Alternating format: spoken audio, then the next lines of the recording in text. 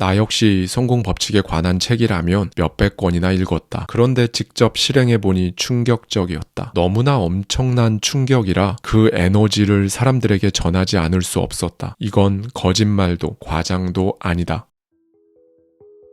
안녕하세요. 하와이 대저택입니다. 언젠가 저의 친한 지인과 이런저런 이야기들을 했었는데요. 제 얘기를 쭉 듣던 지인이 갑자기 저에게 이런 말을 하더라고요. 와, 정말 네가 말한 대로 다 됐네 라고요. 그런데 저는 그때 그 말을 듣고 이런 생각이 들었어요. 사실 말한 대로 이루어진 거 아닌데 이미 한번 해본 것들 그냥 순조롭게 한 번 더 다시 하는 건데 라고 말이죠. 제가 오늘 시작부터 갑자기 이런 말씀을 드리는 이유는요. 그동안 제가 구독자님들로부터 질문을 엄청나게 많이 받았었는데요. 그 중에서도 압도적으로 가장 많았던 질문이 이 끌어당김의 법칙을 구체적으로 어떻게 해야 하는지 방법적인 부분에서 정말 다양한 질문을 주셨었어요. 사실 지금까지 많은 곳들에서 원하는 목표를 소리내서 말하고 손으로 직접 써라, 상상으로 시각화를 해라 이 정도까지는 많이 들어보셨을 거예요. 거기서 한 레벨 더 깊이 들어가서 진짜 디테일하게 이를테면 문장을 만들 때는 어떻게 만드는 것이 좋은지 딱 한 문장 안에 내가 원하는 모든 걸 다 담아야 하는 건지 상상으로 시각화를 할 때는 반드시 하나의 모습만 생각해야 하는 건지 이런 것들까지 들어보신 적은 없으실 거예요. 이런 것들이 별거 아닌 것 같지만 절실한 마음으로 처음 시작해 보시려는 분들 그리고 지금까지 한다고 해왔는데 뭔가 잘 안 되고 막연하게 이게 아닌가? 라는 마음이 드시는 분들께는 이런 부분이 큰 도움이 되실 겁니다. 그래서 오늘은 제가 작정하고 상상을 현실화시키는 이 끌어당김의 법칙 세부 실행 방법을 인수분해 해드리겠습니다. 우선 첫 번째 단계입니다. 원하는 걸 말하든 써보든 어떤 걸 하기 위해서는 이 원하는 걸 먼저 명확히 알아야 합니다. 목표라고도 하죠. 제가 예전에 트위터에서 원데이 클래스를 열었을 때 몇 분에게 실제로 받았던 질문인데요. 대화를 나누다 보면 진짜로 원하는 것이 아닌 경우가 대부분이었어요. 나는 이걸 원하고 이렇게 되고 싶다고 생각했었는데 사실 그건 부모님의 기대, 주위 친한 사람들과 비교해서 나도 이 정도는 돼야겠다 라는 마음같이 소위 손때 묻은 원하는 것이었던 거죠. 내가 진짜 원하는 것인지 아닌지를 알아내는 두 가지 방법을 말씀드릴게요. 첫 번째는 그걸 이미 이뤘을 때의 여러분 모습을 상상해 보세요. 잘 안 되어도 정말 구체적으로 상상해 보려고 시도해 보세요. 잘 안 되면 또 해보고 또 해보세요. 원래 처음에는 잘 안 됩니다. 그리고 그 모습을 상상했는데 여러분 마음이 진짜 너무 좋아서 들뜨고 설레는지 이걸 스스로 체크해 보세요. 정말 원하는 걸 이룬 모습을 상상하면 사실 나도 모르게 입가에 미소가 지어지고 기분이 정말 좋습니다. 그런데 특별히 그런 감정이 들지 않는다면 여러분이 정말 원하는 것이 아닌 경우가 대부분입니다. 두 번째로는 방금 말씀드린 방법으로도 잘 모르겠다라는 생각이 드신다면 예전 영상에서 제가 간다 마사노리의 방법을 말씀드렸었는데요. 그 방법으로 판단하시면 이제 명확하게 나올 거예요. 우선 하고 싶은 것 혹은 원하는 걸 찾기 전에 하기 싫은 것, 원하지 않는 것들을 쭉 적어보세요. 그냥 무작위로 종이에 적어보는 겁니다. 현재 여러분의 상황 같은 것들은 고려하지 마시고 그냥 정말 순수하게 내가 살면서 이것만큼은 진짜 하기 싫다. 이런 것들을 하면서 살아가고 싶지 않다라는 것들이 있을 거예요. 그런 것들을 정말 거침없이 막 써보세요. 그러다 보면 이제 그럼 내가 하고 싶은 것, 원하는 것, 살면서 해보고 싶은 것 이렇게 살면 좋을 것 같다 라는 것들이 보이실 겁니다. 그리고 더 나아가서는